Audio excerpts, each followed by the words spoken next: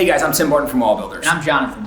And we're here in the Capernaum studios, and we're getting ready coming up to the Apocalypse Experience, which is something that you need to come, bring the family, come see maybe what life would be like if we lost the notion of faith and Christianity in America, those biblical morals and values, and certainly not the place we want to be, and actually maybe the reason we need Jesus even more in our lives. You definitely want to come experience and check this out. One of the things we want to talk about real quickly is what we are seeing happen in America a lot right now, this idea that we need to remove history from America because America's bad and America's evil, and we've done bad and evil things, and all of people from American history have been bad and evil, and therefore we shouldn't celebrate them, we should remove them.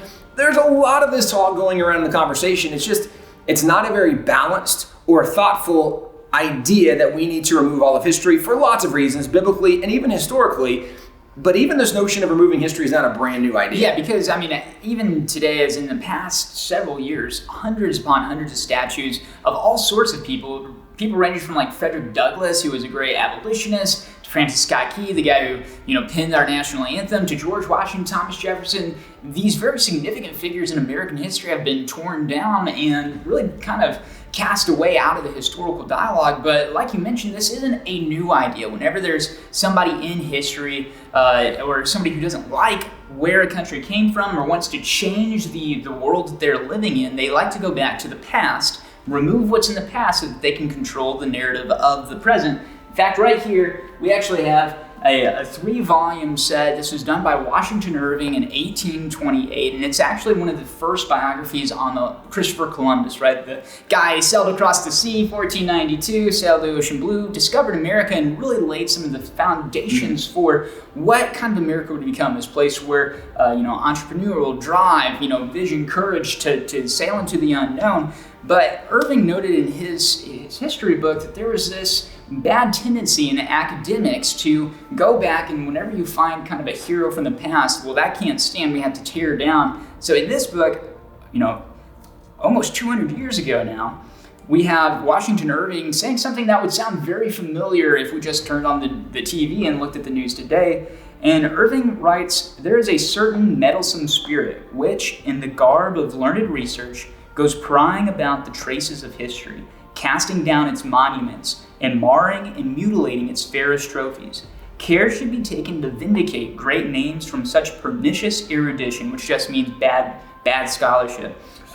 It defeats one of the most salutary purposes of history, that of furnishing examples of what human genius and laudable enterprise may accomplish. So part of what he's saying is that there's at times people who claim to be really smart who will say, we can't celebrate that hero because they did bad things, and they will look to find the bad things that person did. Now, let me just start you off from the beginning. As a person of faith, as a Christian, I always look to the Bible for guidance. And one of the things that the Apostle Paul wrote in the Bible is that all have sinned and fallen short of the glory of God. What that means is that nobody's perfect. I would say in kind of more modern vernacular is everybody is jacked up and needs Jesus, which means even you, right? You need Jesus. We're all jacked up. You're jacked up. I'm jacked up really a lot. I need Jesus. But if that's our starting place with understanding humanity, understanding people is that nobody's perfect. Well, then understanding nobody's perfect, it gives us some balance of even looking at people from the past and saying, but they weren't perfect. Look at this. Okay, totally get it. I know they're not perfect. Let me give you a few thoughts from the Bible real quick. If you look at the story of King David from the Bible, David was the guy, if you remember, he's the one that killed Goliath, and he was awesome for killing Goliath. Well, when David goes, before he kills Goliath, he meets with King Saul. And Saul says, I'm not sure we can send you out against Goliath because you're only a kid. It's believed he was between 14 and 17 years old when he actually goes and kills Goliath. But Saul says, I'm not sure I can trust you. You're young. And David says, hey, it's no problem.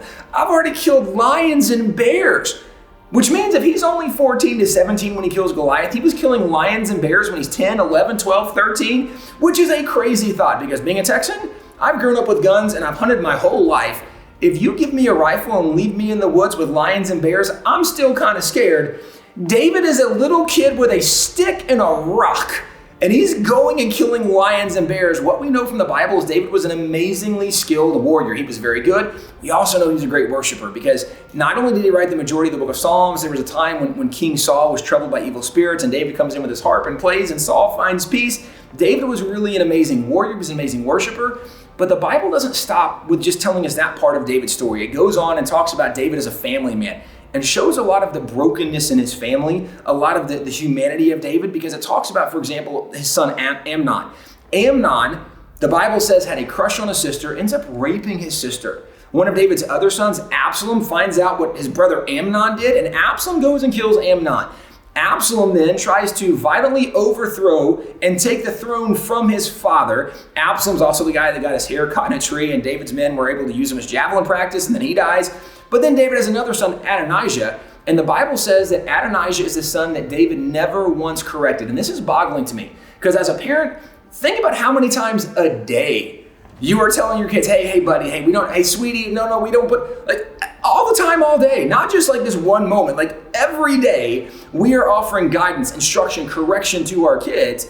Well, the Bible says David never once offered any kind of correction, instruction, guidance to his son. What we know is David was a terrible father. You look at his family, he did not spend time investing in mentoring and training and discipling and loving on his kids. He was an absent father. He was not a good parent. He was not a good father. And the Bible even gives us more of the story of David. At a time when kings go to war, David stayed home and looked out from his balcony and saw this woman of unusual beauty who was bathing. Bathsheba has the affair with Bathsheba, and then when she gets pregnant, he tries to hide it, but he can't. So then he has to murder Uriah, the husband, so that he deals with that situation, kind of resolves it. David was an adulterer and a murderer. He was a terrible father. Well, man, oh my gosh, if David's all those things, why do we even have any of his books in the Bible anymore? Right? Well, how can we celebrate King David if he's so bad? And here's what we lose so much perspective in modern culture. Modern culture says we can't celebrate people who have done bad things. And here's the reality. How could we ever celebrate King David? And remember also, the Bible says that David was a man after God's own heart. It says that about nobody else in the Bible.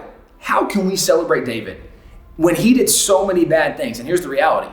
Because never once do we celebrate the sin in David's life. Instead, we celebrate how a perfect God used an imperfect person and did great things through that person. This is the story of history that we've largely forgotten today. We look and say, well, George Washington wasn't perfect because he did bad things. Okay, everybody in the history of the world, apart from Jesus, did bad things. Yeah, there's only one perfect person and they killed him because of it. Right? So even that didn't work out very well historically. With that being said, this is where it's so crazy that we look at people historically and we say, well, if they messed up, then we shouldn't celebrate or honor them. And we've divorced them from the context of the time in which they live. Because sometimes, like a guy like Christopher Columbus, we look back at him and go, wait a second, he actually killed and enslaved Indians. And that sounds really bad because killing and enslaving people is a really bad thing to do. But we've divorced him from the context of the time in which he lived. Yeah, because even, just building off that example of Columbus, right? Columbus is living in a conquest era, and so he lands and he's actually attacked by some of the natives. They actually kill some of his men, eat some of his men. Hold up. They did what to some of his men? Yeah, they were cannibals, and so that's actually where we get the word Caribbean, because they were the Carib tribe or the Cannib tribe. So based on this cannibalistic tribe, they were actually responsible for enslaving the Native Americans. I can't imagine why Columbus wanted to go to war with people that killed and ate some of his men. Yeah, exactly. I mean, what a terrible guy. That's ridiculous. Even before Columbus arrives in the New World, almost 20 to 40% of all people living in America at that time before Columbus. So America meaning like North, Central, South America. So the Native Americans, the Indians, 20 to 40% of all Indians before Columbus were enslaved by other Native Americans. And so, like what you said, all have sinned and fallen short of the glory of God, and sin is a worldwide issue, and that's why we need to be very intentional about, being Christian, studying the Bible, living biblically, voting biblically, even as we're going into this election season. And that's kind of the whole idea of the apocalypse experience, is to come and realize just how, one, special we are to live in a Christian nation, and two, the need to return to that. Well, and also, going back to Columbus real quick, one of the things that's so important is so often we judge people out of the context of their time. So you mentioned Columbus was in the middle of a conquest era, where at this time, if you go to war with a people, and by the way, Columbus didn't start these wars. Okay, so these tribes attacked Columbus and actually killed some of his men, ate some of his men, and then he's like, okay, well, if this is how we're going to do it, fine, we will be against each other, we will have war. And this wasn't every tribe, because there was another tribe, the Taino, who he was very good friends with, but the Carib tribe was a very violent, very barbaric tribe. They were cannibalistic in what they did.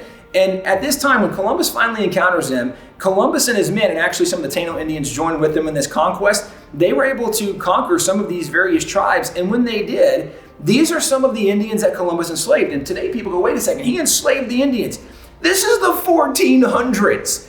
In the 1400s, if you conquer a people group, there's only two options. You either kill them or you enslave them. Columbus wasn't doing something that made him barbaric in his world that he lived in and society that he lived in. It made him normal, but the fact that Columbus actually was very good friends with other Indian tribes and treated them fairly and justly and wouldn't let his men steal from them. And actually, the Taino had a lot of gold, and they didn't really care about gold because it didn't mean much to them. But Columbus told his men, you can't just take it from them. If they give it to you, you have to offer something of value in return. Columbus made his men treat the Indians on a much higher level than any other explorer, than any other nation was doing at that time.